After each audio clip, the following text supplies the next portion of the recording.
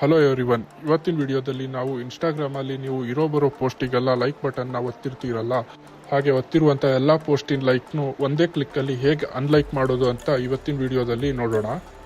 First ನೀವು Instagram ಅಪ್ಲಿಕೇಶನ್ನ open ಮಾಡ್ಕೊಳ್ಳಿ. ನೆಕ್ಸ್ಟ್ ಇವಾಗ ಪ್ರೊಫೈಲ್ ಆಪ್ಷನ್ ಕಾಣಿಸ್ತಾ ಇದೆಯಲ್ಲ, ಅದನ್ನು ಕ್ಲಿಕ್ ಮಾಡಿ. ಇವಾಗ ಮೇಲ್ಗಡೆ 3 ಬಾರ್ ಕಾಣಿಸ್ತಾ ಇದೆಯಲ್ಲ, 3 ಬಾರ್ ಮೇಲೆ ಕ್ಲಿಕ್ ಮಾಡಿ. ಯುವರ್ ಆಕ್ಟಿವಿಟಿ ಆಪ್ಷನ್ ಮೇಲೆ ಕ್ಲಿಕ್ ಮಾಡಿ. ಇವಾಗ ಲೈಕ್ ಆಪ್ಷನ್ ಕಾಣಿಸ್ತಾ ಇದೆಯಲ್ಲ, ಅದ್ರ ಮೇಲೆ ಕ್ಲಿಕ್ ಮಾಡಿ.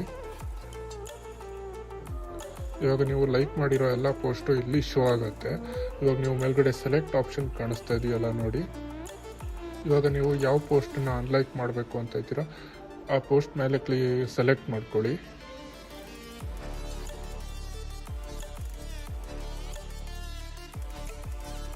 ನೆಕ್ಸ್ಟ್ ಸ್ವಲ್ಪ ಸ್ಕ್ರೋಲ್ ಮಾಡಿದ್ರೆ ಅನ್ಲೈಕ್ ಅಂತ ಆಪ್ಷನ್ ಕಾಣಿಸ್ತಾ ಇದೆ ನೋಡಿ ಕೆಳಗಡೆ.